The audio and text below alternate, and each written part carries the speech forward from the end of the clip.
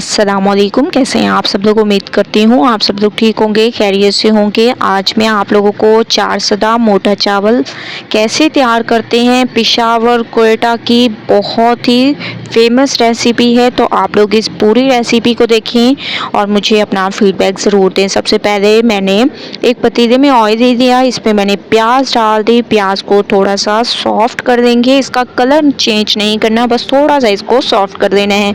जैसे ही आप लोगों को लगे कि प्याज हमारे सॉफ्ट हो चुके हैं, इसमें आप लोगों ने डाल देना है अदरक लहसुन का पेस्ट। 2 चम्मच अदरक लहसुन का पेस्ट ऐड कर दें, इसको अच्छे तरीके से मिक्स करें। इसके साथ साथ आप लोगों ने इसमें ऐड कर देने हैं टमाटर।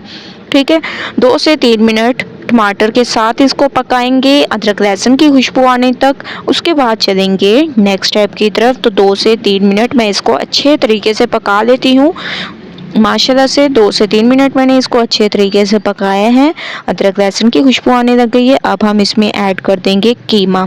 हाफ कप तक आप लोगों ने इसमें कीमा ऐड कर देना है। तो हाफ कप मैंने इसमें कीमा ऐड कर दिया।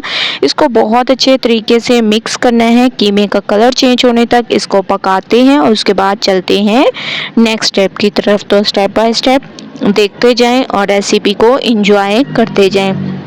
तो माशाल्लाह से कीमे का कलर चेंज हो चुका है। अब हम इसमें डाल देंगे धनिया पाउडर, लाल मिर्चों का पाउडर, हस्बे जायका नमक, कुटी हुई लाल मिर्चें, थोड़ा सा आप लोगों ने इसमें गरम मसाला पाउडर ऐड कर देने हैं। इसके अलावा अभी आप लोगों ने इसमें कुछ ऐड नहीं करना, बल्कि इसको पहले अच्छे तरीके से मिक्स करना है। उसके बाद आप लोगों ने इसमें चिकन कबाब ऐड करने हैं, जिनको आप लोगों ने ऐसे पीसेस में कट कर देने हैं। ठीक है, ये आप लोगों ने ऐड कर देने हैं, इससे टेस्ट बहुत ही अमेजिंग आएगा। इसको मिक्स करें। इसके साथ साथ आप लोगों ने इसमें दाल ऐड कर देनी है, साबुत मसूर की दाल। ठीक है, अगर आप लोगों के पास दाल मौजूद ना हो तो इस स्टेप को स्किप कर दें, लेकिन मेरे पास मौजूद है तो मैं इसको ऐड कर रही हूँ टेस्ट को बहुत ज़्यादा अमेजिंग करने के लिए। तो ये तमाम चीज़ें अच्छे तरीके से भूनेंगे, उसके बाद चलेंगे नेक्स्ट स्टेप की तरफ। तो माशाल्लाह से मैंने तमाम चीज़ों को बहुत अच्छे तरीके से भूना है। आप लोग देख रहे होंगे इसकी लुक।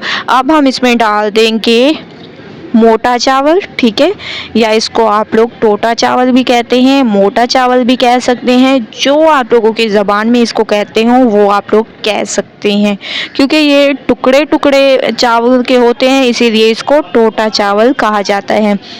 तो मैंने इसमें ये तमाम चीज़ें ऐड कर दी और अच्छे तरीके से इसको मिक्स किया है। माशाल्लाह से बहुत ही ज़बरदस्त तरीके से मैंने इसको मिक्स किया। अब हम इसमें हस्बे ज़रूरत पानी ऐड कर देंगे। हल्की आंच पर 20 से 25 मिनट के लिए इसको पकाएंगे, बिल्कुल हल्की आंच पर, क्योंकि अगर तेज़ आंच की तो पानी तो जल्दी जो है ये चावल पी जाएंगे और हमारे जो चार सदा हम लोग तैयार कर रहे हैं वो नहीं तैयार होंगे। तो माशाल्लाह से आप लोग देख रहे होंगे 20 से 25 मिनट मैंने इसको पकाया है। अब मैशर देंगे और इसके ज़रिए तमाम चावलों को मैश कर देंगे, क्योंकि चावल हमारे बहुत अच्छे तरीके से गल चुके हैं।